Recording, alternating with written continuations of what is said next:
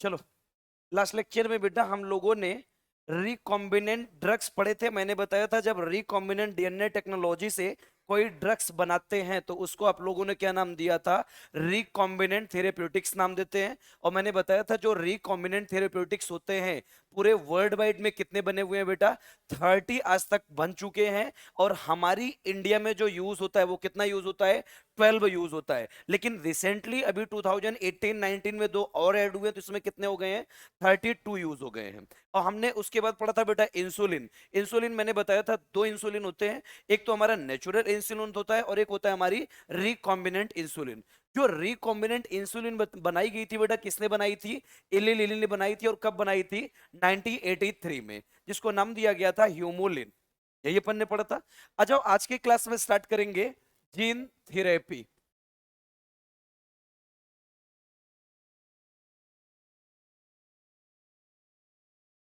चलो आ जाओ gene therapy की बात करते हैं बेटा। देखो याद करो हम लोगों ने इससे पहले जब ह्यूमन हेल्थ एंड डिजीज पढ़ा था तो वहां पे हम लोगों ने ऑटो इम्यून डिसऑर्डर पढ़े थे। कुछ याद आ रहा है क्या? एक हम लोगों ने ऑटो इम्यून डिसऑर्डर पढ़ा था और एक इम्यूनो डिफिशियंट डिसऑर्डर पढ़ा था। इम्यूनो डिफिशियंट डिसऑर्डर जो हम लोगों ने पढ़े थे बेटा दो टाइप के, एक प्राइमरी और एक कंजेनाइटल था। कुछ याद आ रहा है? नहीं, या तो किसी को नहीं आ रहा है। ठीक है, प्राइमरी कौन सा था इम्यूनो डिफिशियंट डिसऑर्डर? बोल बे, तो बोल दे। हैं? एड्स था? मैं कंटाप मारूंगा, बदतमीज कहीं का। प्राइमरी मैंने बताया था SCID, severe combined immuno deficiency, primary या कंजेनाइटल होती है। और सेकेंडरी में मैंने बताया था एड्स। याद आ रहा है? तो जब भी अपन बात करते हैं बेटा जीन थेरेपी की, जीन थेरेपी अपने यहाँ जो मेनली दी गई है वो सिर्फ और सिर्फ SCID के लिए दी गई। तो जब अपन जीन थेरेपी की बात करते हैं, जीन थेरेपी फर्स्ट टाइम कब यूज हुई थी बेटा? 1997 में। 1997 में ही तो यूज हुआ था ना? 90 में, राइट। 97 में तो रोजी आई थी। 1990 में बेटा यूज हुई थी, फर्स्ट टाइम यूज हुआ था हमारा जीन थेरेपी। और जब ये फर्स्ट टाइम यूज हुआ था 1990 में, तो किसके लिए यूज किया गया था? ये यूज किया गया था बेटा 4 ईयर बेबी गर्ल के लिए। एक छोटी सी बच्ची थी बेटा जो कि किससे सफर कर रही थी? SCID से।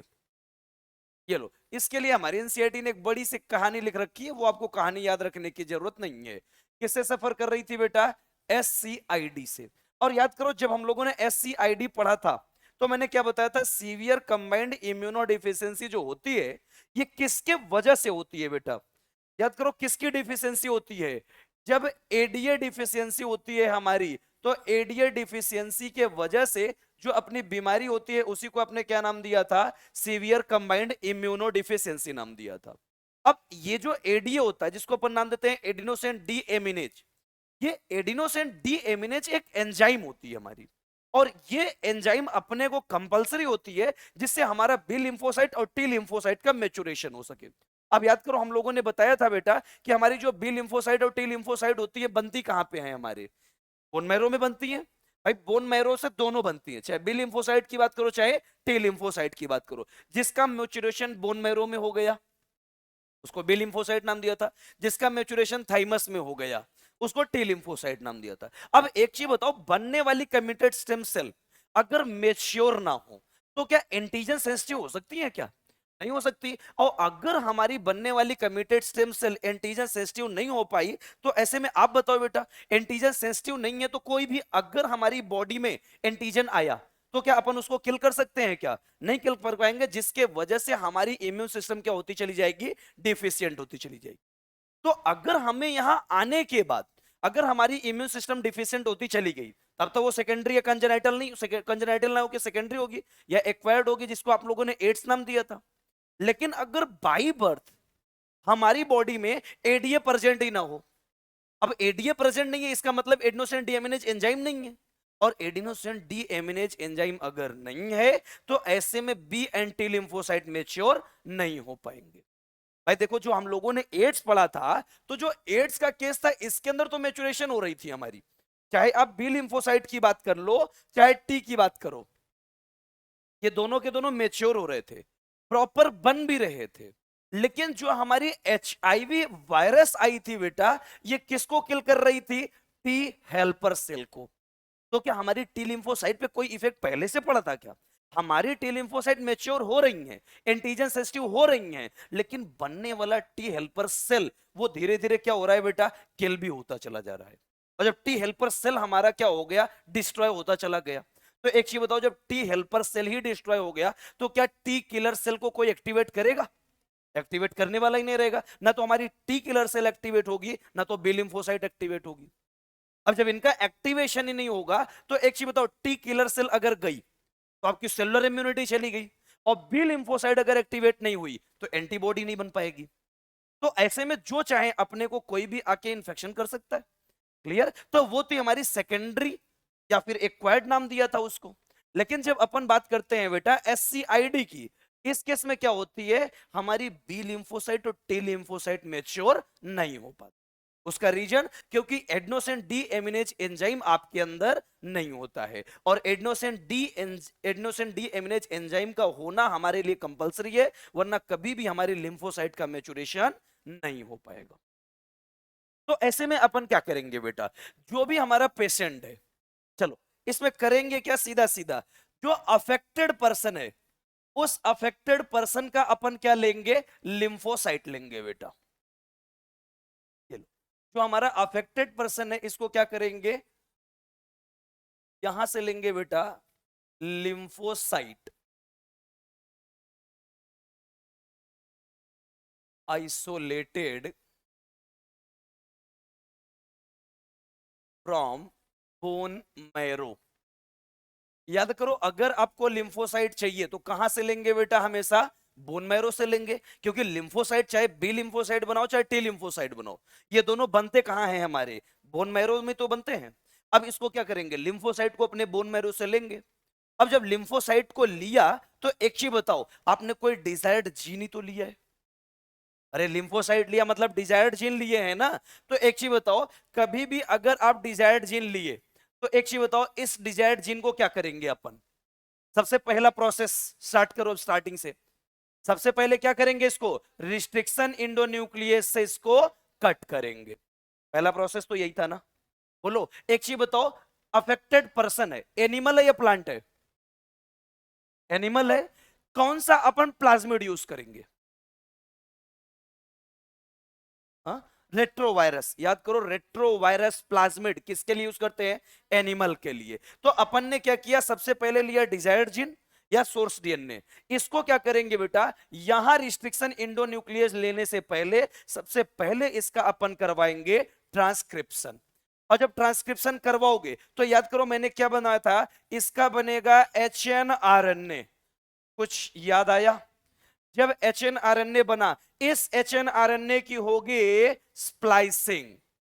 क्या होगी इसकी? स्प्लाइसिंग, जिसके वजह से प्रीमेच्योर mRNA बनता है। कुछ याद आ रहा है? ये जो प्रीमेच्योर mRNA बना, जब इसका रिवर्स ट्रांसक्रिप्शन करवाओगे तो क्या बना था बेटा? Complementary DNA. कुछ याद आया? क्या बना था? Complementary DNA. अब क्वेश्चन आया कि सर ये कॉम्प्लीमेंट्री डीएनए की जरूरत क्या पड़ी? क्या हम डायरेक्ट डिजायर्ड जीन को ऐड नहीं कर सकते थे? हमारे पास तो ये भी ऑप्शन था कि डायरेक्ट अपन डिजायर्ड जीन को एक्टिवेट ले लेते। लेकिन जब आप डिजायर्ड जीन लेते तो एक चीज बताओ, इसके पास एक्सॉन और इंट्रॉन दोनों है, कोडिंग पार्ट भी है और नॉन कोडिंग पार्ट भी है। आपको क्या चाहिए? कोडिंग पार्ट चाहिए भाई। नॉन कोडिंग पार्ट से अपने को क्या मतलब है? वैसे भी जो लिम्फोसाइट लेके आ रहे हो वो लिम्फोसाइट फंक्शनल है नॉन फंक्शनल है? नॉन फंक्शनल है। और उस नॉन फंक्शनल में से भी हम नॉन कोडिंग सीक्वेंस लेके आए, वो तो हमारे किसी काम का नहीं होगा। क्लियर है? तो अपन क्या लेके आएंगे बेटा? कोडिंग सीक्वेंस लेके आएंगे या नॉन कोडिंग लेके आएंगे? कोडिंग। तो एक चीज बताओ, जो कॉम्प्लीमेंट्री डीएनए बनता है इसके पास एक्सॉन प्रेजेंट होता है एब्सेंट होता है? प्रेजेंट होता है। और इंट्रॉन एब्सेंट होता है। यही तो पढ़े थे ना। कॉम्प्लीमेंट्री डीएनए जो बनाते हैं वो सोर्स डीएनए से शॉर्टर होता है। किस प्रोसेस से बनता है? रिवर्स ट्रांसक्रिप्टेज प्रोसेस से बनता है। इसके पास कोडिंग सीक्वेंस एक्सॉन होती है और नॉन कोडिंग सीक्वेंस इंट्रॉन नहीं होती। ये तो पढ़ के आए थे ना। तो अपन क्या करेंगे बेटा? जो लिम्फोसाइट आपने आइसोलेट किया है उस लिम्फोसाइट का क्या लेंगे बेटा? अपन लेंगे कॉम्प्लीमेंट्री डीएनए। और यहां पे जब लिम्फोसाइट लेके आए हैं तो एक चीज बताओ, अपनी बॉडी में कमी किसकी हुई है? लिम्फोसाइट की कमी हुई है या एडीए की कमी हुई है? एडीए की कमी हुई है। तो एडीए को सुधार दे। भाई हमने क्या बताया था, पूरी बॉडी को सुधारने से अच्छा अपने टारगेट सेल को सुधारो। भाई निमेटोड को किल करना था, या तो आप पूरे निमेटोड के सेल को ब्रेक करो, या तो निमेटोड को सरवाइव करने वाले प्रोटीन को गायब कर दो। आप अगर सरवाइव करने वाला प्रोटीन ही गायब हो गया, क्या निमेटोड रह जाएगा क्या? नहीं, कतई नहीं। भाई तुमको मारने से अच्छा है अगर तुम्हारे एक हाथ काटे, फिर एक और हाथ काटे, फिर एक एक पैर काटे, फिर उसके बाद आंखें निकालें, फिर कान निकालें, तुमको क्या लगता है तुम मरोगे? नहीं, मारेंगे नहीं, तड़पा तड़पा के मारेंगे, है ना। इतना छोड़ो, जो तुम्हारा हार्ट काम कर रहा है, बस उसी की बीट रोक दो। हार्ट बीट रोको, कहानी खत्म। अरे इतना कहानी क्या करना रे, हार्ट बीट भी रोकने में बवाल करना होगा, खत्म कहानी। क्या लगता है? भाई सीधा ऐसा बुलेट चलाओ कि वो सीधा कहां लगनी चाहिए, या तो राइट एट्रिया पे या तो वेंट्रिकल पे, बस खत्म कहानी। एट्रिया या वेंट्रिकल पे लगी तो कहानी खत्म। कुछ लोग लगे सर खोपड़ी में लगाए तो, खोपड़ी मान लो महिलाओं के पास ब्रेन नहीं होता, वो तो मान लो निकल लेंगी, लेकिन इनका क्या होगा? लोग तो बच जाओगे रे। हाँ तो आज ट्राई करना एक बार। कह रहा या सर बच जाएंगे, ये बच जाएंगी क्योंकि इनकी खोपड़ी खाली है, यहां से गोली लग के इधर से निकल भी जाएगी, तुम्हारी तो वहीं रुक जाएगी। बदतमीज कहीं के हैं? ऐसे बदतमीज बच्चे, इसीलिए मेरा पढ़ाने का मन नहीं करता। कह रहे आपने कहीं ट्राई किया है? देखो जितनी चीजें मैं बताता हूं वो सिर्फ और सिर्फ एक हाइपोथेसिस होती है, उसका वास्तविक जीवन से कोई मतलब नहीं है। मैंने क्या पहले दिन से ही बोला है कि इस फिल्म में दिखाई गई सारी पात्र और घटनाएं काल्पनिक हैं, जिसका वास्तविकता से कोई मतलब नहीं है। ठीक है, ये हमेशा मैंने पहले दिन से ही बताना शुरू किया है कि यहाँ जितनी चीजें चल रही है ना, ये सिर्फ भाई हम क्या हैं।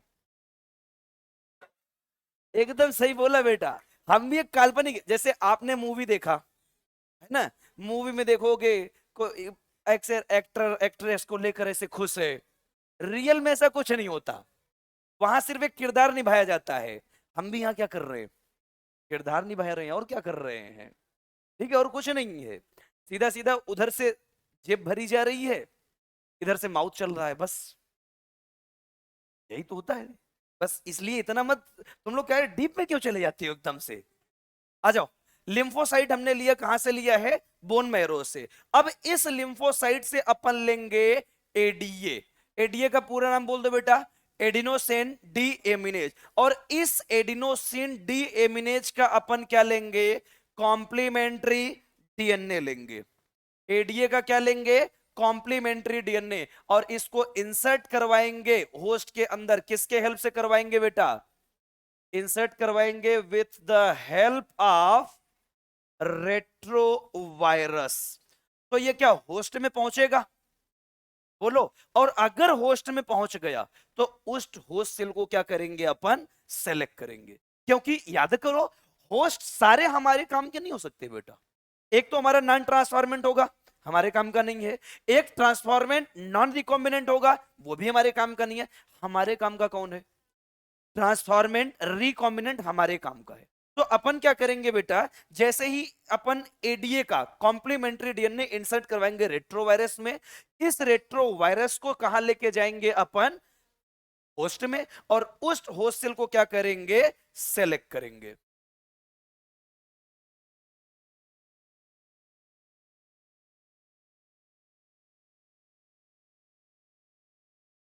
आ जाओ। अब जो होस्ट सेल हमने सेलेक्ट किया है, क्या ये हमारे काम का है? याद करो, जो ई कोलाई हमारे काम की थी उसी को अपन ने क्या करवाया था?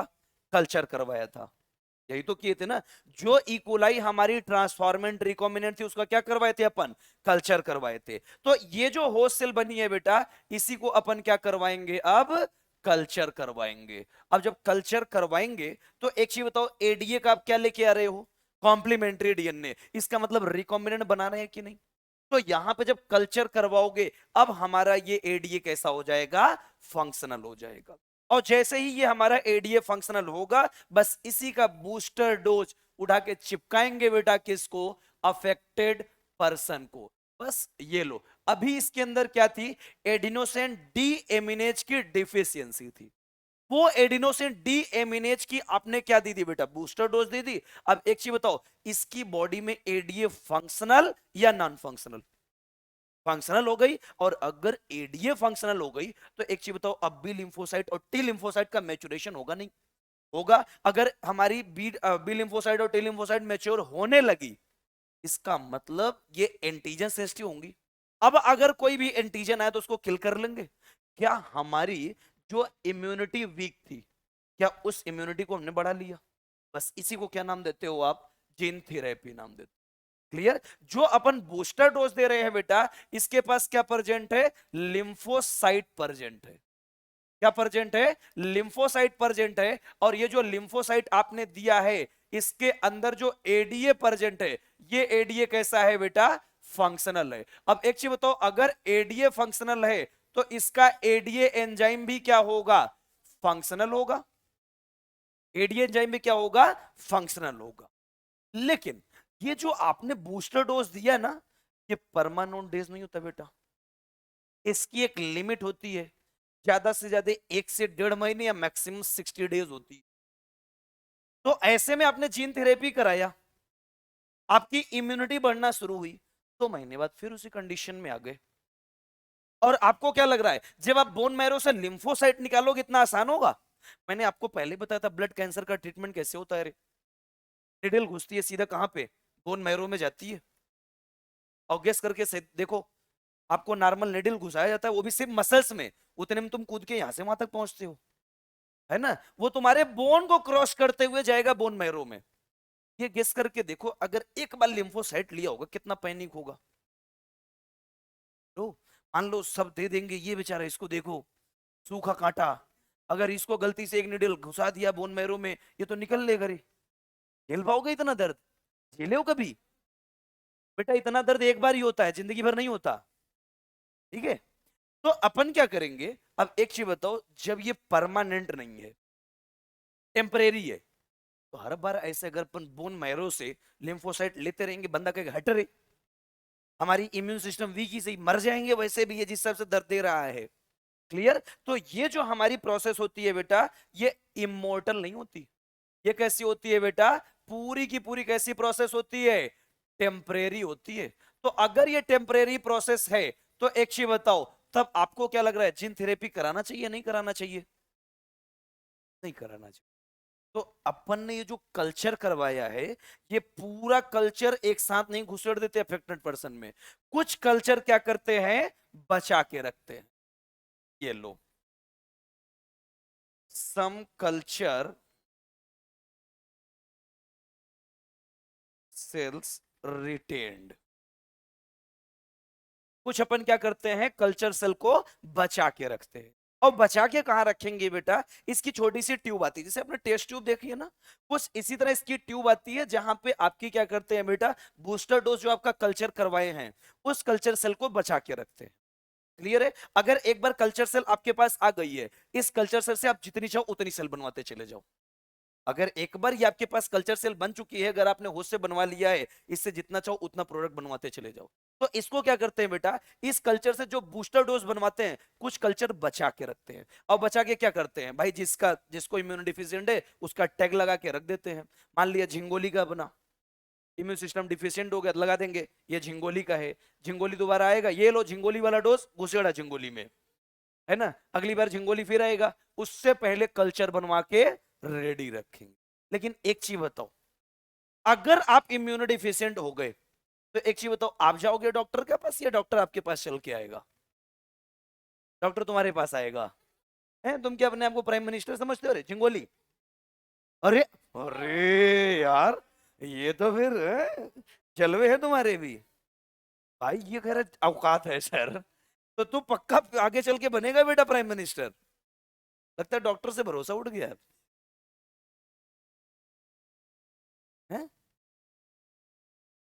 अरे यार, तो बेटा ये भी मैं बता दूं, अगर तेरी सोच ऐसी है तो दो ही चीज हो सकता है, या तो तू बहुत आगे चला जाएगा, तो नहीं, हकीकत बात है, जो ऐसी थिंकिंग रखते हैं ना, मुकेश अंबानी हम आगे चल के बनेंगे। तो या तो वो बन भी जाते हैं या तो एकदम नीचे चले जाते हैं। अब तू देख तू किस पे जाएगा, लेकिन मुझे पॉजिटिव वाला ज्यादा लग रहा है ना? नहीं कर सकता है, कोई बड़ी बात नहीं। तुम लोग झिंगोली मालकोल लेते हो रे। कितना वेट है झिंगोली? आज ही बनवा दे, बॉडीगार्ड बनेगा इसका है? नहीं, जिस दिन झिंगोली अंबानी बन गया ना तो उसके पीछे पीछे घूमेगा, है ना? आ जाओ। अबे नहीं, झिंगोली यू कैन डू इट। आ जाओ। कुछ समझ में आया जीन थेरेपी में क्या करना है? पहली बार अब देखो, बस इतना ही क्वेश्चन तुम्हारा एग्जामिनर पूछेगा। पहली बार जीन थेरेपी कब हुई थी? 1990 में। किसके ऊपर हुआ था बेटा? 4 ईयर बेबी गर्ल पे हुआ था। ये लो। अरे यार, एक्चुअली गर्ल में आज तक सही लिख ही नहीं पाया, लाइफ में भी नहीं आया ना इसीलिए कोई। उसको पता ही है जब नाम नहीं लिख पा रहा है गर्ल सही से, और जिंदगी में क्या करेगा ये, है ना? आ जाओ। 4 ईयर बेबी गर्ल पे ये पूरा एक्सपेरिमेंट हुआ था, बेबा गर्ल पे नहीं हुआ था। क्लियर? अपने ऊपर तुम लोग मत सोचना, ये जो भी हुआ था बेबी पे हुआ था। और एक चीज तुम जानते हो रे, इम्यूनो डिफिशियंट यही हो सकती हैं, इधर की पॉसिबिलिटी कम है, क्योंकि इधर लोगों के पास दिमाग होता है ना? आ जाओ। अब ये सोच रहे सर दिमाग से इसका क्या ताल्लुक है? कोई ताल्लुक नहीं है ना, सिर्फ सोच का फर्क होता है। मैंने तुमको बताया ना कोविड की कहानी, विदाउट कोविड हमें ऐसा लग रहा था हम कोविड पॉजिटिव हैं। बस एक बार साइकोलॉजी बन जाए आपकी कि आप बीमार हो।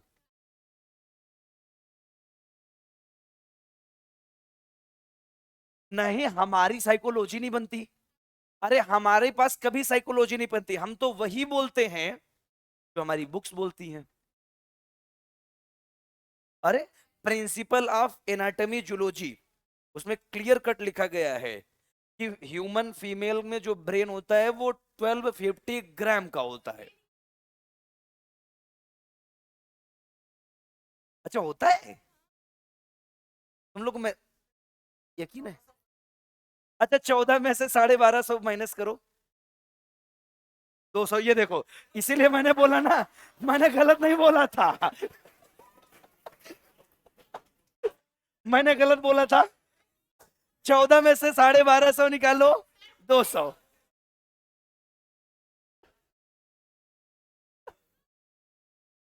मैंने गलत बोला था। Hence proved left hand side equal to right hand side. मैंने कुछ नहीं कहा। किसकी साइकोलॉजी अफेक्टेड है? अपनी? किधर वालों की? अरे आ जाओ, कोई बात नहीं, चिल मारो रे, दिमाग रहे ना रहे क्या करना है, सीधी बात है। हाँ, है ना? अच्छा कुछ लोग ये भी मान चुके सर हमारे पास नहीं है तो क्या करें, आप दे दोगे क्या, है ना? हाँ कोई बात नहीं, बोन मैरो ट्रांसप्लांटेशन कराओ, क्या भरोसा।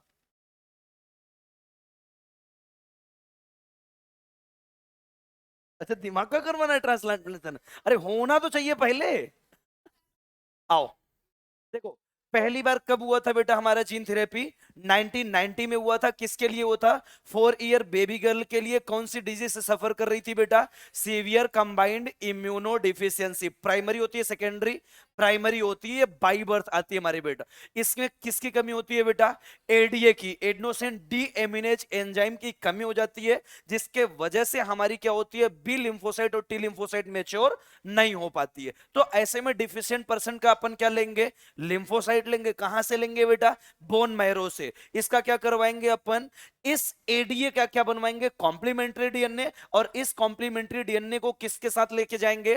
रेट्रोवायरस के साथ। कहां ले जाएंगे? होस्ट में। उस होल सेल को सेलेक्ट करके अपन क्या करवाएंगे? कल्चर करवाएंगे। और ये जो कल्चर बना इसी का बूस्टर डोज किसको देंगे? अफेक्टेड पर्सन को। क्या इसका लिम्फोसाइट फंक्शनल है? अगर लिम्फोसाइट फंक्शनल है तो एक चीज बताओ, इसका एडीए कैसा होगा? फंक्शनल होगा। एडीए एंजाइम भी कैसी होगी? फंक्शनल होगी। और अगर एडीए एंजाइम फंक्शनल है, इसका मतलब अब लिम्फोसाइट मैच्योर होना स्टार्ट हो जाएगा। लेकिन क्या ये परमानेंट मेथड है या टेम्परेरी मेथड है? टेम्परेरी मेथड है। तो इसलिए अपन कल्चर को क्या करते हैं बेटा? बचा के रखते हैं। क्लियर?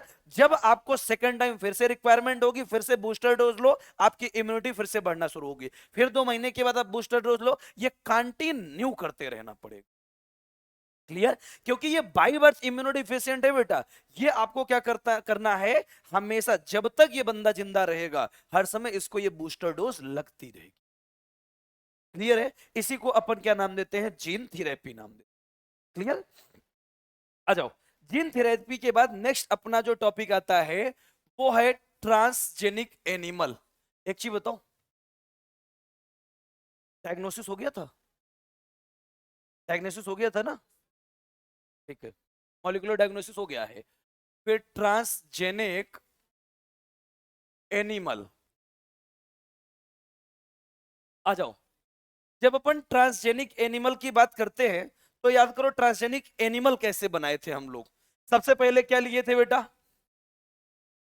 एक स्पर्म लोगे और फीमेल से क्या लेंगे, ओवम। इसका अपन ने क्या करवाया था, फर्टिलाइजेशन करवाया था, तो क्या बना था अपना जाइगोट। इसी जाइगोट को आप लोगों ने क्या दिया था बेटा, डिजायर्ड जीन दिया था। क्यों जाइगोट को ही दिया था,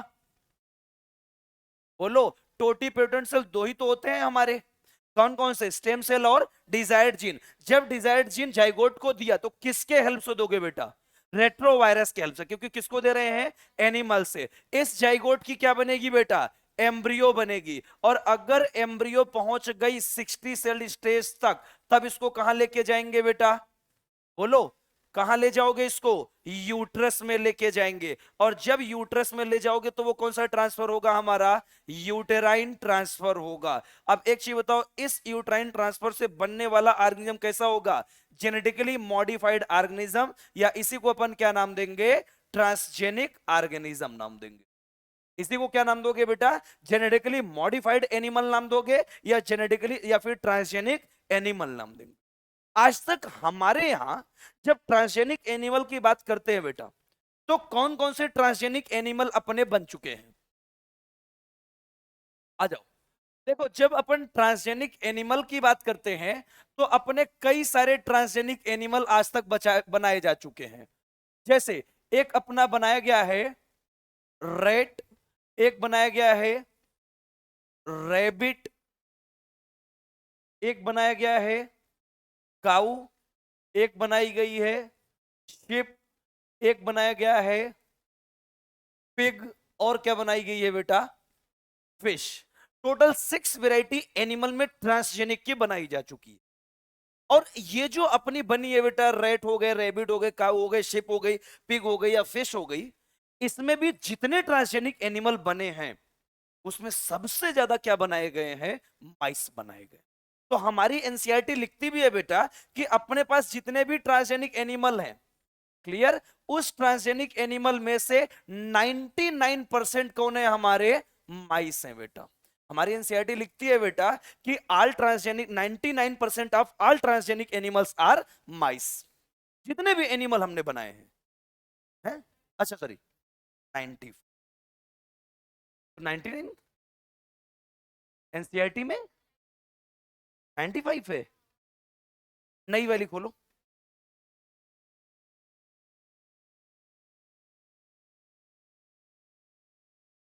99 की 95, नोट्स में क्या है, उसको 95 करो, फिर तुरंत 95 करो बेटा, एनसीईआरटी में जो वही रखो। ये लो, 95% क्या है अपने, माइस हैं। नोट्स में सही करो इसको, जिसके पास भी है। अपने टोटल 95% क्या बनाए गए हैं, माइस बनाए गए। अब देखो, जब हम लोगों ने ट्रांसजेनिक एनिमल बनाया, तो ट्रांसजेनिक एनिमल ऐसा थोड़ी ना बना के रख दिया मजा आएगा, चूहे बना लिए, रैबिट बना लिया, मजा आएगा। नहीं, ऐसा कोई मजा लेने के लिए नहीं बनाया गया। इतने हमारे साइंटिस्ट फ्री थोड़ी ना बैठे हैं तुम्हारे जैसे, है ना, कि बस क्लास कर रहे हैं, क्यों कर रहे हैं, बस मजा आता है, टाइम कट जाता है ना, दोस्तों से मुलाकात हो जाती है ना।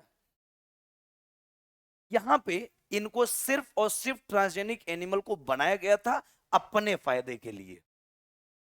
बातों को डाउट हुआ, अपना कौन सा फायदा, आओ तुमको फायदे गिनाते हैं इसके। क्या क्या इनके यूजेस हैं बेटा ट्रांसजेनिक एनिमल के। कहानी शुरू होती है बहुत पुराने जमाने से। Once upon a time there was a thirsty crow. आ जाओ, सबसे पहला आता है बेटा इसका use, normal physiology and development. चलो, पहला फंक्शन आया बेटा नॉर्मल फिजियोलॉजी एंड डेवलपमेंट। आ जाओ, एक चीज बताओ, आपने ग्रोथ हार्मोन की जीन बनवाई, क्लियर। और वो ग्रोथ हार्मोन की जीन आपने इसलिए नहीं बनाई है कि चलो रेड को ग्रोथ हार्मोन देते हैं इसका साइज बड़ा हो जाएगा, बॉडी की साइज, ठीक है। इसलिए आपने ये ग्रोथ हार्मोन की जीन बनवाई है कि ह्यूमन के काम आ सके, क्लियर। जैसे एक एग्जांपल ले लेते हैं बेटा, पोलियो वैक्सीन, हम सुने हो पोलियो वैक्सीन। तो एक चीज बताओ, पोलियो वैक्सीन आपने कुत्तों के लिए बनाया था, किसके लिए बनाया था, इंसानों के लिए, तो इंसान भी तो वही है ना। तो जब इंसानों के लिए पोलियो वैक्सीन बनाया तो डायरेक्ट इंसानों को तो दे नहीं सकते थे अपन, तो अपने पास एक ऑप्शन था, तो एक काम करो, ये काम कैसे करता है हमारा, भाई जो आपने वैक्सीन बनाई है वो काम कैसे करती है ये तो चेक करना पड़ेगा ना। तो उसके लिए ये वैक्सीन किसको दोगे आप, भाई ट्रांसजेनिक एनिमल को। अगर नॉर्मल एनिमल को दिया तो उसकी कहानी खत्म हो जाएगी बेटा, ये ट्रांसजेनिक कोई देना पड़ेगा, पहले उसके लिए डिजायर्ड जीन उसकी बॉडी में होनी चाहिए, तभी वो झेल पाएगा, वरना पता चला देते इंजेक्शन निपट जाएगा वो, क्लियर। तो हमारी कोई भी जीन या कोई भी आपने वैक्सीन बनाया, कोई भी प्रोडक्ट बनाया, वो कैसे वर्क करता है, उसकी क्या फिजियोलॉजी है, उसका डेवलपमेंट कैसे होता है, इस चीज को चेक करने के लिए अपन ने क्या बना रखा है, ट्रांसजेनिक एनिमल बना रखा है। और इसी ट्रांसजेनिक एनिमल पर अपनी पूरी फिजियोलॉजी एंड डेवलपमेंट चेक की जाएगी। जैसे आपने पढ़ा है इंसुलिन हार्मोन, इंसुलिन आपने बनाया था, ये जो अपने रिकॉम्बिनेंट डीएनए टेक्नोलॉजी से आपने ह्यूमोलिन बनवाई थी, आपको क्या लग रहा है डायरेक्ट अपने ऊपर यूज की गई थी, नहीं, पहले बेटा एनिमल्स पे यूज की गई, और वो भी ऐसे एनिमल्स पे यूज की गई जो ट्रांसजेनिक है, क्योंकि उसके लिए जीन उनकी बॉडी में पहले से प्रेजेंट होना चाहिए तभी सरवाइव कर पाएंगे। तो आपने क्या किया, इस इंसुलिन को चेक करने के लिए ये कैसा काम करेगा, अगर काम कर भी रहा है तो कितने टाइम के बाद दोबारा डोज देना है, ये सारी फिजियोलॉजी और डेवलपमेंट को चेक करने के लिए हम लोगों ने क्या बनाया था, ट्रांसजेनिक एनिमल बनाया, क्लियर है। उसके बाद ये नॉर्मल फिजियोलॉजिकल फंक्शन के बाद दूसरी इसको जो यूज आई बेटा, स्टडी ऑफ डिजीज। चलो, आपको कोई डिजीज है, इस चीज को स्टडी करने के लिए हमने क्या बनवाया है, ट्रांसजेनिक एनिमल बनवाया है। अब आ जाओ समझते हैं कैसे डिजीज की स्टडी करते हैं। आपको कोई डिजीज है, क्लियर, मान लेते हैं कैंसर है एक एग्जांपल के लिए, क्लियर। तो एक चीज बताओ, क्या आपके कैंसर सेल की स्टडी क्या आप ही के बॉडी पे पूरी तरह स्टडी हो सकती है क्या, नहीं हो सकती है, क्योंकि हमारा टारगेट ये थोड़ी ना कि इंसान के ऊपर प्रैक्टिकल करें, स्टडी करें, फजला वो निपट ले, क्लियर। तो अपन क्या करेंगे बेटा, जो आपका डिजीज्ड पार्ट है, सपोज दैट कैंसर हुआ, अब वो भी आपको ओरल कैंसर हुआ, हालांकि इसकी स्टडी तो हो चुकी है, अब तो इसके ट्रीटमेंट भी आ चुके हैं, क्लियर। जो डिजीज नहीं आती है तो उसको क्या करते हैं बेटा, उस डिजीज की जो म्यूटेंट जीन होती है, इस म्यूटेंट जीन को अपन क्या करते हैं, सबसे पहले इंसर्ट कराते हैं किसमें, जेनेटिकली मॉडिफाइड ऑर्गेनिज्म में। इस अपने म्यूटेंट जीन को, जो डिजीज्ड जीन है, इसको किस में ले जाएंगे, जेनेटिकली मॉडिफाइड ऑर्गेनिज्म में ले जाएंगे। और जब जेनेटिकली मॉडिफाइड ऑर्गेनिज्म में आपकी डिजीज्ड जीन पहुंच गई, अब इस जेनेटिकली मॉडिफाइड ऑर्गेनिज्म की आप आराम से बैठ के स्टडी करो, मर भी गया तो कोई फर्क नहीं पड़े, राइट। तो अपन किसी भी डिजीज की स्टडी करने के लिए जो एनिमल यूज करते हैं वो क्या है, हमारा ट्रांसजेनिक एनिमल। अब जैसे हमारे एनसीईआरटी ने कुछ बीमारियों को एग्जांपल भी दे रखा है, कौन कौन से आज तक बेटा इसकी स्टडी हो चुकी है, ट्रांसजेनिक एनिमल पे किस किस बीमारी की स्टडी की गई है। तो एक है बेटा अपना कैंसर, एक है रिमोटॉइड आर्थराइटिस,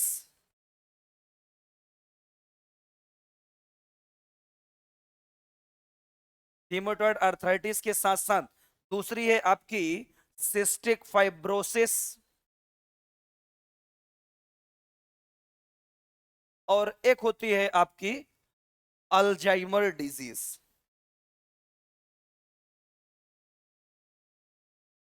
ये इतनी हमारी डिजीज है टोटल, जिनकी स्टडी देखो है तो बहुत, हमारी एनसीईआरटी ने बस इतना ही दे रखा है, ये डायरेक्ट आपको याद रखना है कि किस किस डिजीज की स्टडी के लिए ट्रांसजेनिक एनिमल यूज किया गया है, क्योंकि आपका एग्जामिनर डायरेक्ट पूछेगा which of the following disease are studied by the transgenic animal.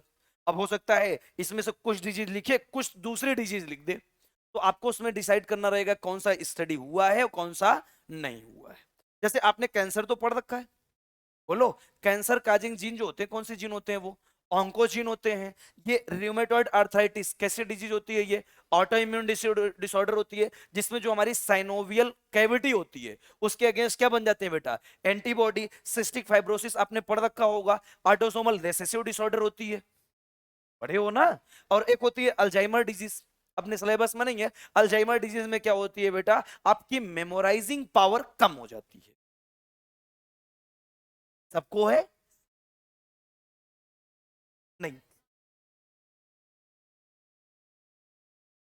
तो वही अल्जाइमर का केस है। लेकिन ये परेशान ना हो, ये तुम अपने ऊपर मत लिया करो कि सर हमारे पास अल्जाइमर है, हमें बीमारी है। चलो मैं तुमको एग्जांपल देता हूं। तुम जब यहां आए थे, पहली क्लास तुम्हारी कौन सी लगी थी, पहले 26 वाले बताएं, केमिस्ट्री। 33E वाले बताएं पहली क्लास कौन सी थी, फिजिक्स। 25 वाले बताएं जो आए थे, केमिस्ट्री। तो तुम्हें कहां अल्जाइमर डिजीज है रे? अबे वो तो अलग की बात है, ये कह रहा है पढ़ते हैं तो भूल जाते हैं, वो अलग केस है, वो तो हमारा इंटरेस्ट नहीं होता। लेकिन ये याद था ना पहला क्लास केमिस्ट्री था, क्या पहले दिन पहली जूलॉजी लगी थी? नहीं, ये याद है ना, इसका मतलब अल्जाइमर डिजीज नहीं है। और अगर अल्जाइमर डिजीज होता तुमको ये भी ना याद होता। हाँ, अच्छा तुम्हारे से अंदर यही सिम्टम्स है, ये कह रही हमें तो फिर श्योर हो गए, हमें है तो श्योर हो गई अल्जाइमर डिजीज है। दिमाग होता तब तो अल्जाइमर डिजीज होता। आ जाओ, दो यूज आ गए अपने ट्रांसजेनिक एनिमल के। एक क्या करेंगे, किसी भी प्रोडक्ट की उसकी फिजियोलॉजी और डेवलपमेंट चेक करेंगे, और किसी भी डिजीज की स्टडी करने के लिए ट्रांसजेनिक एनिमल यूज करेंगे। दूसरा आता है बेटा बायोलॉजिकल प्रोडक्ट के लिए। ये लो, कोई भी बायोलॉजिकल प्रोडक्ट चाहिए उसके लिए भी आपको क्या चाहिए बेटा, ट्रांसजेनिक एनिमल चाहिए। चलो, अब बायोलॉजिकल प्रोडक्ट हमारी एनसीईआरटी लिखती है बेटा कि useful biological product are produced by transgenic animal. अब कौन कौन से हो सकते हैं आपके लिए यूजफुल अपने प्रोडक्ट, जैसे एक होता है बेटा अल्फा 1 एंटी ट्रिप्सिन, नाम सुने उसका, अल्फा 1 एंटी ट्रिप्सिन का। ये जो अल्फा 1 एंटी ट्रिप्सिन होता है बेटा, ये अपना प्रोडक्ट अपने लिए यूजफुल है। और इसको ऑब्टेंड कहां से किया गया था बेटा, ये अल्फा 1 एंटी ट्रिप्सिन ऑब्टेंड किया गया था ट्रांसजेनिक सिप से,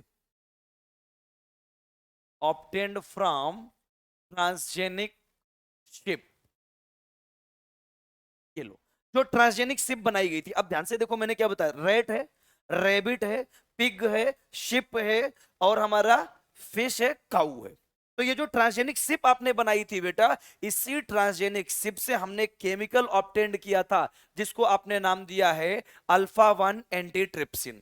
ये जो अल्फा 1 एंटीट्रिप्सिन होती है बेटा आपके लिए बहुत यूजफुल है। ये उन बंदों के लिए जो बेटा सुट्टा मारते हैं, है ना, यूज करते हैं किसके ट्रीटमेंट में बेटा, एम्फाइसेमा के ट्रीटमेंट में। तो अब बताओ आपके लिए यूजफुल हुए हार्मफुल हुए ट्रांसजेनिक एनिमल? यूजफुल हुए भाई, जो सुट्टा मारते हैं उनके लिए तो ये वरदान साबित है फिर, है ना। हाँ, कुछ कहेंगे बस रुको, आज से ही ट्रांसजेनिक सिर्फ अपने घर में पालता हूं, और कल से एकदम लाइन लगा दूंगा, जो अभी 10 पैकेट पी रहा था कल से 20 पैकेट पीऊंगा। क्यों, ट्रीटमेंट अपने घर में खड़ी हुई है, जब चाहूंगा अल्फा 1 एंटीट्रिप्सिन निकाल लूंगा वहां से। अरे सर मैं तो कुछ ज्यादा ही पीता हूँ, आप तो 20 डब्बे की बात कर दिए। अल्फा 1 एंटीट्रिप्सिन किसके लिए यूज करेंगे बेटा, एम्फाइसेमा के लिए। देखो एम्फाइसेमा के ट्रीटमेंट के लिए इसको यूज करते हैं, लेकिन अपन ने कई सारे बार ऐसे सेवरल अटेम्प्ट्स किए हैं बेटा और बीमारियों को ठीक करने के लिए, जिसमें सिर्फ और सिर्फ फेलियर मिला है, अभी तक सक्सेस नहीं मिला है। जैसे किसको किसको आपने बेटा अभी तक ठीक करने की कोशिश की है ऐसे अपन मेडिसिन से, एक किया गया है बेटा फिनाइल कीटो न्यूरिया के लिए। कुछ याद आ रहा है? फिनाइल कीटोन्यूरिया क्या है ये? फिनाइल कीटोन्यूरिया कौन से डिसऑर्डर है ये? ऑटोसोमल रिसेसिव और डोमिनेंट? रिसेसिव, पक्की बात। चलो ये लो फिनाइल कीटोन्यूरिया, इसका ट्रीटमेंट हमने ट्राई किया है। और एक हमने ट्राई किया है बेटा सिस्टिक फाइब्रोसिस को ठीक करने के लिए, लेकिन अभी तक कोई सफलता अपने हाथ नहीं लगी है। सेवरल अटेम्प्ट्स हमने ट्राई किए हैं, लेकिन अभी तक कोई ठीक नहीं हो पाया है। हाँ, जिसका प्योर ट्रीटमेंट इससे मिला है वो है अपना एम्फाइसेमा। तो एक बायोलॉजिकल प्रोडक्ट आपने ऑब्टेन किया कहां से? ट्रांसजेनिक सिप से, जिसको नाम देते हो अल्फा 1 एंट्रीट्रिप्सिन। तो हमारे लिए यूजफुल हुआ। और ऐसे ही बेटा एक और अपन प्रोडक्ट यूज करते हैं, ये लो ह्यूमन अल्फा लेक्ट एल्बुमिन। ये लो, ये जो ह्यूमन अल्फा लेक्ट एल्बुमिन होता है बेटा, ये आपके लिए बहुत ज्यादा यूजफुल केमिकल है। इसको अपन ने ह्यूमन अल्फा लेक्ट एल्बुमिन को कहां से ऑब्टेंड किया था? ये लो, इसको ऑब्टेंड किया था बेटा, obtained from first transgenic cow. और ये जो फर्स्ट ट्रांसजेनिक काऊ थी बेटा, ये कौन थी? हमारी रोजी डार्लिंग। ये लो, याद रखना, ये पूरा कांड कब हुआ था? हमारे 1997 में। 1997 में बेटा जो आपकी फर्स्ट ट्रांसजेनिक काऊ बनाई गई थी, जिसका नाम था रोजी। इस रोजी का जो मिल्क था बेटा, इस मिल्क में आपको क्या मिला था? ह्यूमन अल्फा लेक्ट एल्बुमिन मिला था। और ये जो ह्यूमन अल्फा लेक्ट एल्बुमिन होती है ना, ये ह्यूमन इनरिच्ड प्रोटीन मिल्क होती है। जो नॉर्मल आपके घरों में काऊ होते हैं बेटा, जैसे आप जर्सी की बात कर लो, है ना, या गिर की बात कर लो, या फिर आपकी जो नॉर्मल काऊ होती है, उनके अंदर जो प्रोटीन होती है, उससे कई गुना ज्यादा प्रोटीन किससे मिल्क में मिलता है? हमारे रोजी के मिल्क में मिलता है। और ये जो ह्यूमन अल्फा लेक्ट एल्बुमिन होती है ना, जो लेवली बोर्न बेबी होते हैं, अगर किसी मदर से मिल्क फीडिंग नहीं कर पा रहा है बेबी बेबी, तो ऐसे में अगर आप रोजी का मिल्क देंगे, तो उसके अंदर इम्यूनिटी तब भी डेवलप होगी। कितना यूजफुल है इसका मिल्क। और इसका जो मिल्क होता है बेटा, ये रोजी का जो मिल्क होता है, इसके मिल्क में जो प्रोटीन प्रेजेंट होता है, वो होता है 2.4 ग्राम पर लीटर प्रेजेंट होता है। 1 लीटर में जो प्रोटीन इसके प्रेजेंट होती है, 2.4 ग्राम प्रेजेंट होती है। और आपके यहां जो सबसे जर्सी का जो मिल्क आता है, उसमें प्रेजेंट होता है 1.5 ग्राम पर लीटर, वो भी जर्सी काऊ हुई तब। समझ गए? जो आपके यहाँ जर्सी काऊ आती है, उसमें कितना होता है? 1.5 ग्राम पर लीटर होता है। अब आप गेस करके देखो, बचपन से ही अपन जूते खाते आ रहे हैं, दूध पिया करो, दूध पिया करो, दूध पिया करो। अबे प्रोटीन कितना मिलता है? ढंग की तो दो, तब तो समझ में आए, है ना। आपने स्ट्रेटजीज पढ़ा? प्लांट वाला चल रहा है, तो कहां तक पहुंच गए हो? उसमें क्या कहीं ऐसा आया था, सिंगल से प्रोटीन आया या नहीं आया अभी तक? सिंगल सेल प्रोटीन आया? अभी नहीं आया। अब आया ही नहीं तो क्या डिस्कस करें। सिंगल सेल प्रोटीन का नाम सुने हो कभी? क्या होता है? स्पाइरुलिना और क्लोरेला। कितना न्यूट्रिशन देते हैं? 25 टन की एक काऊ जितना प्रोटीन दे सकती है, उतना ये 1 ग्राम में दे। 25 टन मतलब समझ रहे हो? 2500 किलो की गाय। 2500 केजी की जो काऊ होगी, ये जितना प्रोटीन आपको देगी, उतना हमारा सिंगल सेल प्रोटीन एक में देता है। क्लियर? तो वैसा हम तो मिल्क पे ही लगे हुए अभी भी। घर में जूते पड़ते होंगे पीने के लिए, नहीं है? ये अमूल की बात कर रहा है। हद कर दिया यार ये तो। अच्छा, तो उसी पे जिंदा है? तो 1 लीटर अगर तू अमूल पिया तो पहली चीज तो वो जब आप लेके आते हो प्रिजर्वेटिव डाल के ले आते हो, ये तो आप भी मानते हो। तो मान लेते हैं ज्यादा से ज्यादा 1 ग्राम तो मिलता होगा 1 लीटर में। और क्या, ये बेचारा यही सोच रहा है। बेकार है यार, फ्री फोकट 32 रुपए डेली दे रहे हो, कोई मतलब नहीं है। हम्म? अगर वही 32 बचाओ,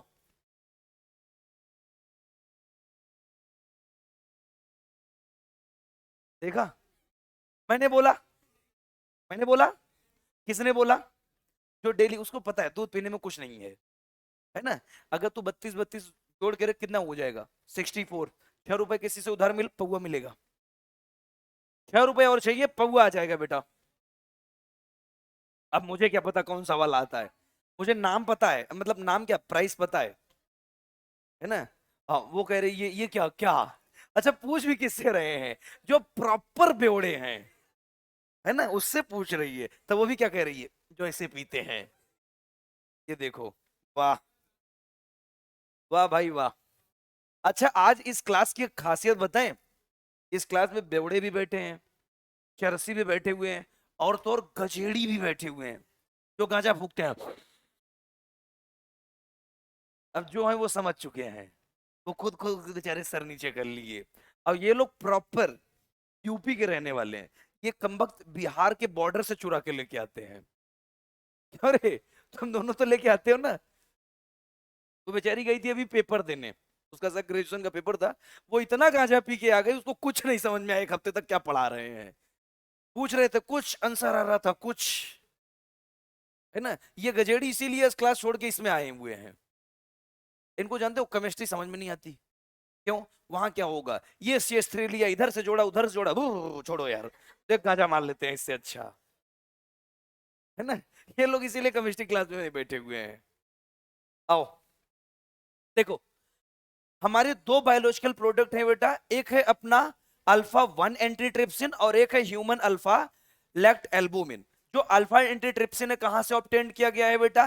ट्रांसजेनिक सिप से ऑब्टेंड किया गया है, जो कि एम्फाइसेमा के ट्रीटमेंट में यूज होता है। और ह्यूमन अल्फा लैक्ट एल्बुमिन जो होता है बेटा, इसको हमने कहां से बनाया था? फर्स्ट ट्रांसजेनिक काउ से, जिसका नाम था रोजी। और ये रोजी कब बनाई गई थी बेटा? 1997 में। और इसका जो मिल्क होता है उसमें प्रोटीन कितना होता है? 2.4 ग्राम पर लीटर। तो ट्रांसजेनिक हमारी जो एनिमल है, इसके 3 यूज तो आ गए। एक आया हमारा नॉर्मल फिजियोलॉजी और डेवलपमेंट, दूसरा स्टडी ऑफ डिजीज, तीसरा आया हमारा बायोलॉजिकल प्रोडक्ट चाहिए अपने को। उसके बाद इसका यूज और आता है बेटा, एक यूज होता है इसका, ये लो, वैक्सीन सेफ्टी के लिए अपन यूज करते हैं इसको। या फिर वैक्सीन सेफ्टी बोलो, या वैक्सीन टेस्टिंग के लिए भी अपन क्या यूज करते हैं? ट्रांसजेनिक एनिमल का यूज करते हैं। जैसे आपने, हमने अभी एक एग्जांपल बताया था, जब हमने बनाई थी बेटा पोलियो वैक्सीन, तो पोलियो वैक्सीन बेटा डायरेक्ट इंसानों पे नहीं यूज किया गया था। ये किसको दिया गया था? सबसे पहले माइस को दिया गया था। अब माइस पे जब ये पोलियो वैक्सीन पता चला अच्छे से काम कर रही है, तब ये आपके लिए मार्केट में लाई गई। तो अगर आपके पास ट्रांसजेनिक एनिमल ना होते, तो एक चीज बताओ, क्या वैक्सीन की टेस्टिंग कर पाते? आप वैक्सीन सेफ है या अनसेफ है अपन जान पाते? क्या नहीं जान पाते। तो वैक्सीन की सेफ्टी के लिए, वैक्सीन टेस्टिंग के लिए, या क्लिनिकल ट्रायल्स के लिए अपन क्या यूज करते हैं? ट्रांसजेनिक एनिमल यूज करते हैं। और इतना ही नहीं, एक और यूज दिया गया है बेटा, केमिकल सेफ्टी के लिए भी। ये लो, केमिकल सेफ्टी बोलो या केमिकल टेस्टिंग बोलो, दोनों एक ही होता है बेटा, राइट। कोई भी केमिकल आपके लिए टॉक्सिक है या नॉन टॉक्सिक है, ये आप कैसे जानोगे? जैसे एक चीज बताओ, आप सबने चॉकलेट खाए होंगे, है ना। जो चॉकलेट खाते हो, ये 10 रुपए में तुम आइसक्रीम लेके आते हो, वो भी चॉकलेट फ्लेवर, है ना। कुछ तो बेचारे गरीब होते हैं, 3 रुपए वाले या 50 पैसे वाले खा लेते हैं, उनको लगता है हम चॉकलेट फ्लेवर खा रहे हैं, है ना। तुम गेस करके देखो रे, 3 रुपए में चॉकलेट मिलेगी, है। एक अच्छी कैडबरी भी 10 रुपए में एकदम छोटा सा देता, पता भी नहीं चलता कहाँ गई, है ना। तो जो अपन ये केमिकल यूज करते हैं, ये शुद्ध केमिकल ही होते हैं बेटा। जितने फ्लेवर तुम लेते हो, है ना, माजा पीते हो, स्लाइस पीते हो, है ना, तो अलग अलग आपको टेस्ट देते हैं। मैंगो का टेस्ट देते हैं, ये मैंगो होता है, ये सिर्फ और सिर्फ केमिकल होते हैं। लेकिन ये केमिकल आपके लिए टॉक्सिक है या नॉन टॉक्सिक है, ये कैसे पता चलेगा बेटा? ये अपन टेस्ट करेंगे किसके ऊपर? ट्रांसजेनिक एनिमल पर। तो जब केमिकल टेस्टिंग होगी तो टॉक्सिसिटी और नॉन टॉक्सिसिटी पता चल जाएगा। भाई स्लाइस बनाया, 2 घूंट मरवा देंगे माइस को, पी। ऐसा नहीं करते, उस केमिकल को इंजेक्ट कराते हैं डायरेक्ट उसके इंटेस्टाइन में। अब वहां तक पहुंच गई, अगर उसके ऊपर कोई हार्मफुल इफेक्ट नहीं डाला, तब वहां से लेके आते हैं बेटा आपके छोटे भाई बहनों में मंकी पर। ऐसा नहीं कि माइस से निकाला तब तुरंत यहां लेके जाएंगे ना, उसके बाद लेके आते हैं मंकी पर। क्यों लेके आते हैं मंकी पर? का रीजन है आपकी और मंकी की, आपने देखा था डेंटल फॉर्मूला सेम था, इससे क्लियर तो हो गया सर हमारे ही भाई बहन है ना। उसके बाद यूज करते हैं रैबिट पर। एक्चुअली रैबिट का जितना भी उसका पूरा एनाटॉमी है वो आपके एनाटॉमी से मैच करता है। क्लियर? तो इतनी जगह ट्रायल करने के बाद तब आपको पिलाया जाता है। अब तुम ट्राई करो, तुम बच रहे हो या मर रहे हो। क्लियर? अगर तुम बच गए तो मुबारक हो, सरवाइव तो कर ही रहे हो। क्लियर? इतने यूज थे बेटा हमारे ट्रांसजेनिक एनिमल। क्लियर? आ जाओ, नेक्स्ट टॉपिक आता है आपका बायो पेटेंट। चलो, अब सारी की सारी कहानी है, अब इस कहानी को सिर्फ सुनना है आपको, लेकिन सिर्फ सुनना नहीं, याद भी रखना है, क्वेश्चन बनेंगे यहां से। बायो पेटेंट क्या होता है बेटा? देखो, आप कोई भी प्रोडक्ट बनाओ, है ना, और जो प्रोडक्ट बनाया आपने, इस प्रोडक्ट के ऊपर सिर्फ और सिर्फ लीगल अथॉरिटी आपकी होनी चाहिए। इसी को नाम देते हैं बेटा बायो पेटेंट। देखो, पेटेंट अलग होता है, बायो पेटेंट अलग होता है। यहां पे जो प्रोडक्ट की आप बात करेंगे बेटा, ये प्रोडक्ट हमारा कौन सा प्रोडक्ट होगा?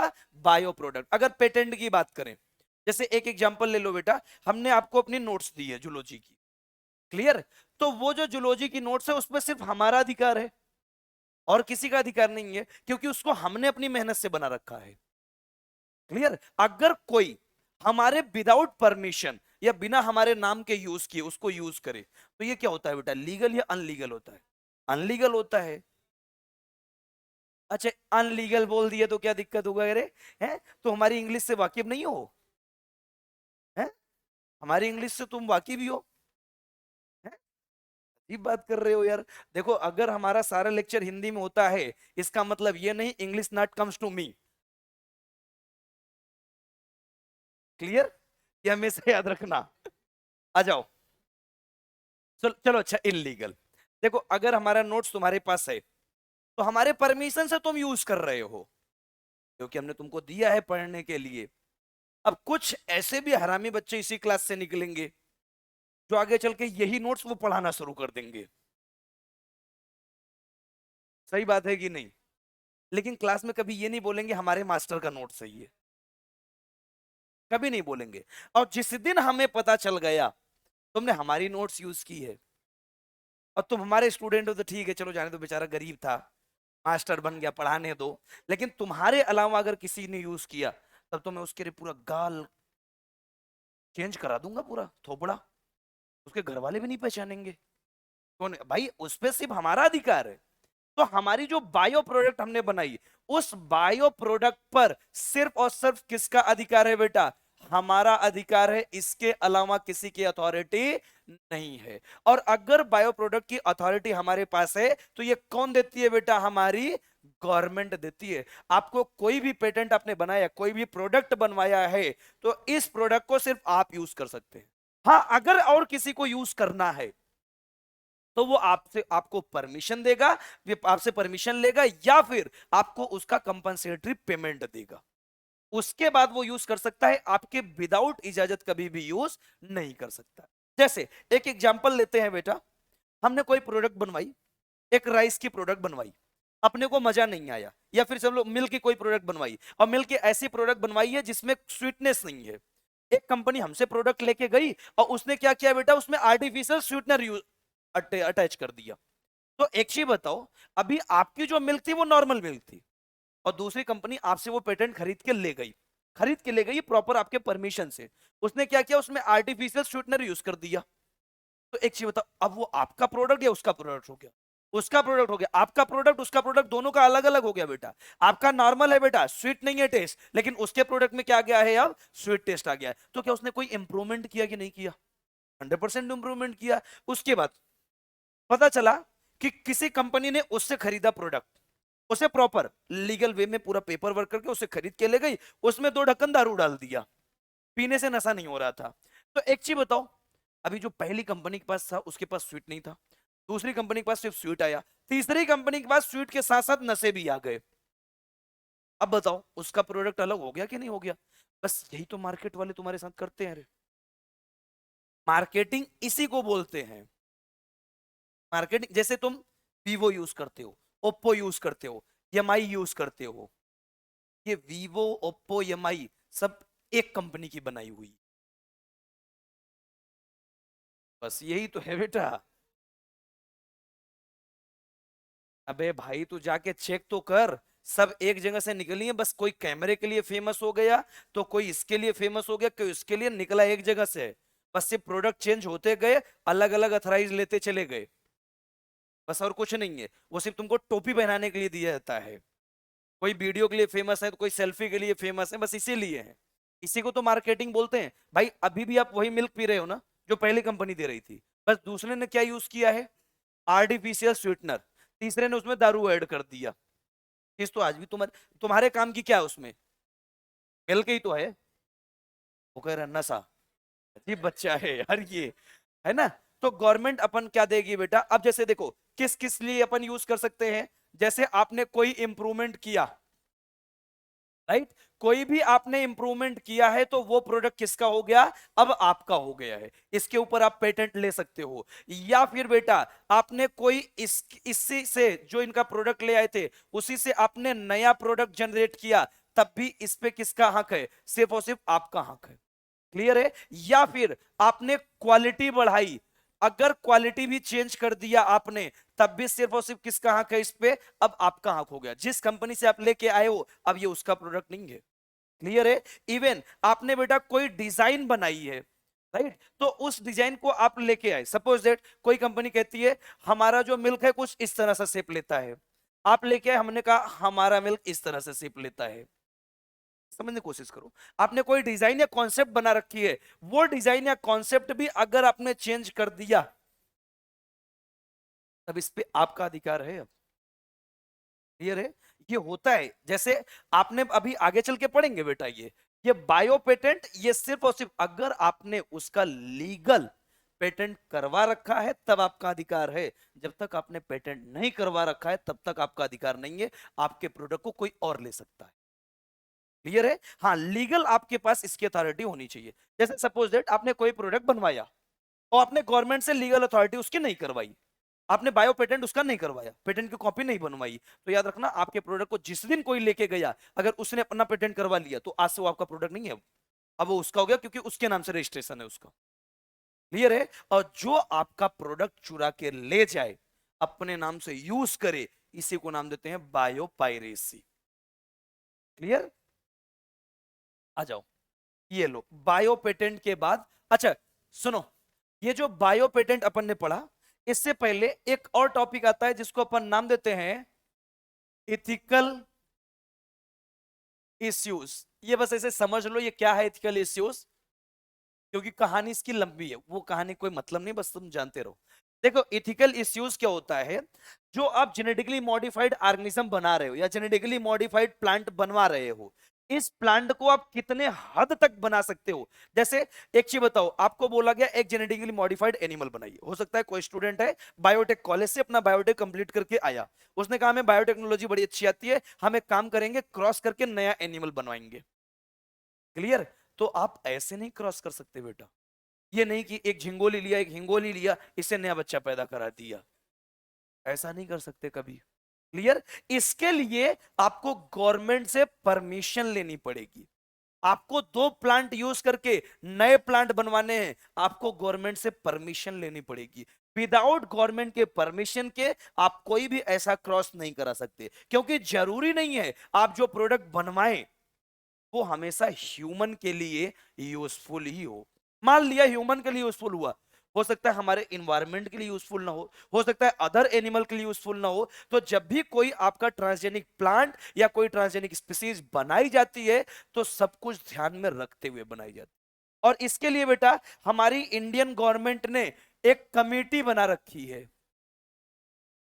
राइट, ये जो इंडियन गवर्नमेंट की कमेटी है बेटा, ये कमेटी है हमारी GEAC, जिसका पूरा नाम होता है बेटा जेनेटिक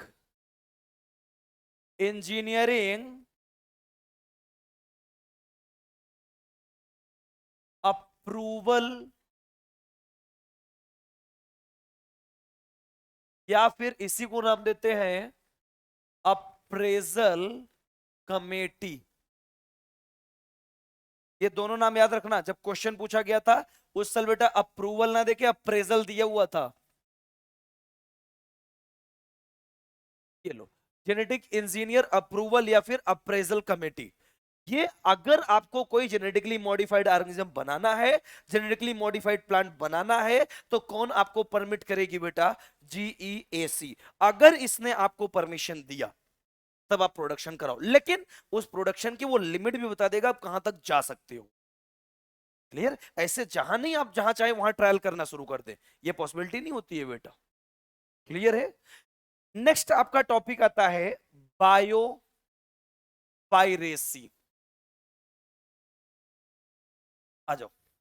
बायोपायरोसी क्या होता है? मैंने आपको क्या बताया, जो आपने प्रोडक्ट बनाया, अगर उसका आपने पेटेंट बना लिया तो वो प्रोडक्ट आपका हो गया। अगर आपने उसका पेटेंट नहीं बनाया, उसको कोई और चुरा ले गया, तो इसी को क्या नाम दोगे आप? बायोपायरेसी। और बायोपायरेसी जो दी गई है बेटा, ये लो, आपने क्या किया बेटा, हमारे यहां जो मल्टीनेशनल कंपनी होती हैं या फिर जो अदर कंट्री होती हैं, अदर कंट्री या मल्टीनेशनल कंपनी विदाउट परमिशन अगर प्रोडक्ट यूज करें, या फिर विदाउट परमिशन लिखो, या फिर विदाउट कंपनसेटरी पेमेंट, यानी कि जो पेमेंट लीगल बनाया गया है वो बिना पेमेंट दिए यूज करें या बिना परमिशन ये क्या करें बेटा, प्रोडक्ट को यूज करना शुरू कर दे, इसी को क्या नाम देते हो आप? बायोपायरेसी नाम देते। कोई भी मल्टीनेशनल कंपनी या कोई भी कंट्री बिना आपके परमिशन के या बिना आपको कंपनसेटरी पेमेंट दिए अगर वो प्रोडक्ट यूज करने लगे, तो इसी को आप क्या नाम देते हैं? आप इसी को नाम देते हैं बायोपायरेसी। जैसे आपने पढ़ा होगा बेटा कि भारत के प्रधानमंत्री जापान गए, या जापान के प्रधानमंत्री भारत आए, या अमेरिका के राष्ट्रपति भारत आए, है ना? तो आए तो पता चला क्या हुआ, हाथ मिलाते हुए दो समझौते हुए, आप हमें ये देंगे, हम आपको ये देंगे। ये क्या होता है? ये समझौते क्यों किए जाते हैं? विदाउट परमिशन आप हमारा प्रोडक्ट नहीं ले जा सकते, और आपके परमिशन के बिना हम प्रोडक्ट नहीं ले आ सकते। जैसे ये होगा ना सर, हमारे 3 बंदे गए हैं अमेरिका में जॉब कर रहे हैं, वो वहां से खरीद के लेके आ गए चोरी से, तो पॉसिबल ही नहीं है। एयरपोर्ट पर आप नहीं ला पाओगे बेटा। हाँ, लेकिन आपके दोनों कंट्री के बीच में ये डिसीजन हो चुका है, हम ये प्रोडक्ट आपका यूज करेंगे, आप हमारा यूज करेंगे, आप आराम से लेके आओ, कोई नहीं रोकेगा। लेकिन उसमें भी एक लिमिट लगाई गई है, उसमें भी एक लिमिट लगाई गई है। जैसे आप बेटा कभी सऊदी अरबिया जाइए, है ना, तो सऊदी अरबिया में गोल्ड सबसे सस्ता मिलता है ना? तो ऐसा तो कोई बंदा डेली फ्लाइट से आया जाए, बस गोल्ड वहां से लेके आए यहाँ बेचे, तो ऐसे में तो आपको कभी भी बेटा ट्रांसपोर्ट टैक्स मिलेगा ही नहीं भाई। अगर आप वहां से मंगाओगे, है ना, तो उसका ट्रांसपोर्टेशन टैक्स देना पड़ेगा आपको, और ट्रांसपोर्टेशन चार्ज देना पड़ेगा जो गवर्नमेंट के पास जाएगा। अब ऐसे ही कोई जाके लेके चला है तो गवर्नमेंट को क्या मिलेगा रे? तो गवर्नमेंट चलेगी कैसे, हमारा कंट्री कैसे चलेगा? इसलिए आप एक लिमिट तक ला सकते हो। क्लियर है? तो ये क्या है बेटा, बायोपायरेसी। विदाउट परमिशन कोई कंट्री आपका प्रोडक्ट यूज करे या बिना पेमेंट के यूज करे, इसे क्या नाम देते हैं? बायोपायरेसी। और ये बायोपायरेसी बेटा मेनली किसके लिए बेस्ड है? हमारे बासमती राइस के लिए। चलो, बायोपायरेसी किसकी बेटा? बासमती राइस की बात करेंगे। सुनो, जब अपन बायोपायरेसी की बात करते हैं बासमती राइस की, तो देखो हमारी इंडिया जो है बेटा, पूरे वर्ल्ड में इंडिया क्या है? हमारी रिचेस्ट कंट्री है। अब आधों को डाउट हुआ, ये क्या बोल रहे हो सर? अच्छा, कुछ को लगेगा हाँ सर रिचेस्ट है क्योंकि सबसे ज्यादा पॉपुलेशन हमारी ही है ना? रिचेस्ट कंट्री किसके लिए बेटा? राइस के लिए। अपने पास कितनी वेराइटियां हैं? 2 लाख वैरायटी राइस की है आपके पास। राइस की पूरे वर्ल्ड में बेटा जो सबसे ज्यादा राइस की वैरायटी है वो किसके पास है? अपने इंडिया के पास है। 2 लाख वैरायटी, इसलिए बोला था बेटा राइस के मामले में जो सबसे ज्यादा आपकी प्रोडक्टिविटी है सिर्फ और सिर्फ इंडिया के पास है, इसके अलावा किसी के पास। 2 लाख वैरायटी समझते हो तुम? और ये जो अपनी पास पूरी ये 2 लाख वैरायटी है ना, इस 2 लाख वैरायटी में सर अपनी जो 27 वैरायटी है वो क्या है बेटा? बासमती की है।